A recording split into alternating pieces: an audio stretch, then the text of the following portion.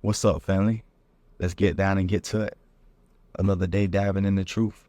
The average Western Christian is the perfect example of paradoxes on display, believing oftentimes blindly in many contradicting principles about the universe, its creator, and the self.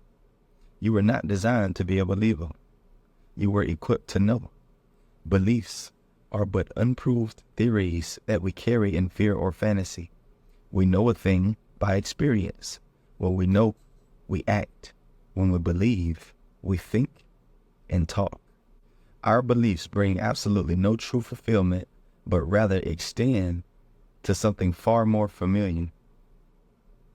Our beliefs carry us to the overly trodden turf of judgment. Can we talk about some words for a minute? Some definitions maybe, because clearly we be really stuck in the middle on what words mean. And when we don't know what the word we intend to use means, we get stuck in thought in between. And the space in between does not exist. The space in between reality and illusions is just more illusions. Reality is single, it's singular. There's but one. There's but one way. There's but one path to the single reality that there is. There's but one reality to experience. Any other experience, no matter how close it is or how far it is from reality, is an illusion. Illusions don't get measured in size. They don't get measured in severity. They're not category 1s, category 5s. An illusion is an illusion, and they take you to more illusions and fear. What does the word finish mean? The word finish is defined as to bring a task or activity to an end, complete. Complete the manufacture or the decoration of a material, object, or place by giving it an attractive surface appearance. As a noun, an end or final part or stage of something. The manner in which the manufacture of an article is completed in detail. Every single definition for finish involves manufacture labor up until completion. The development of a thing until its complete state, its whole state, until it's done. Let's look up another word. Let's look up freedom. Let's go with free. Free definition. The definition of free is not under the control or in the power of another, able to act or be done as one wishes, not or no longer confined or imprisoned without cost or payment. Let's look at another one. The word gift is defined in the English language as a thing given willingly to someone without payment, a present, a natural ability or talent. Now, we just looked at 3 words. We looked at finish, we looked at free, and we looked at gift.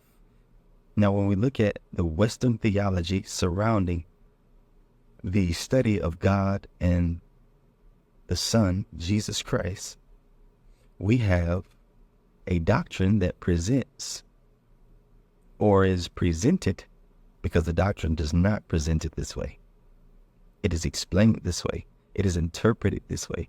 It is taken by scribing human beings and twisted and mangled up until the point that it requires the same striving and extreme, exhausting effort that it takes to get through your physical experience.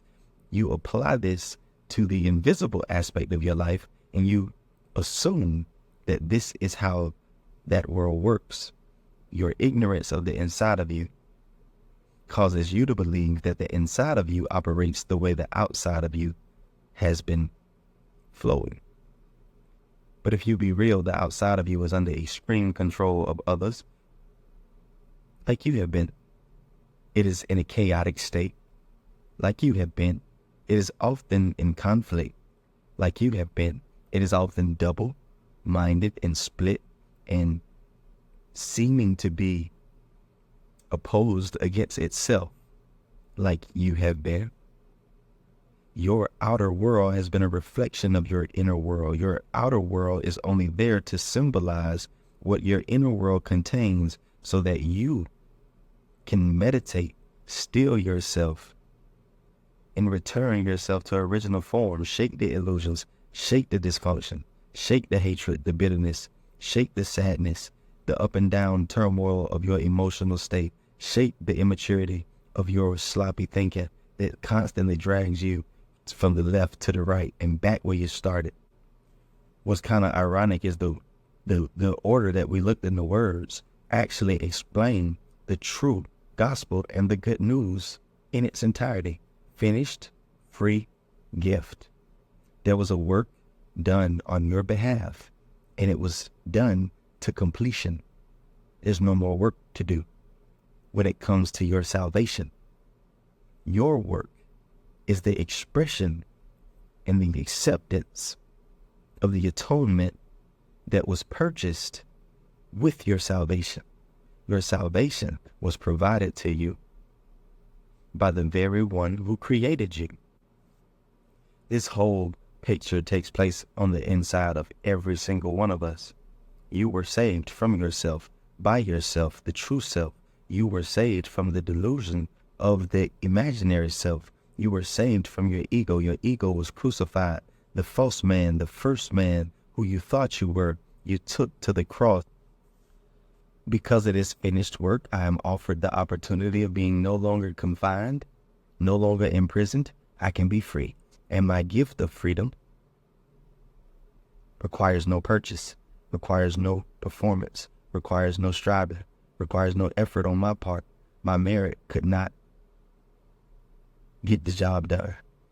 My knowledge base, even if it's actual and factual, will not suffice in the purchasing of the free gift, because it can't be free if it requires payment. That totally contradicts the definition of free. It can't be a gift if it requires payment. Right? The gift of your freedom was free, and the gift sets you free to enjoy what was designed for you to inherit from the beginning of all time. The Lamb was said to be slain before the foundation of the earth. So long before any fantasy or fairy tale of some man and woman in a garden being beguiled by a snake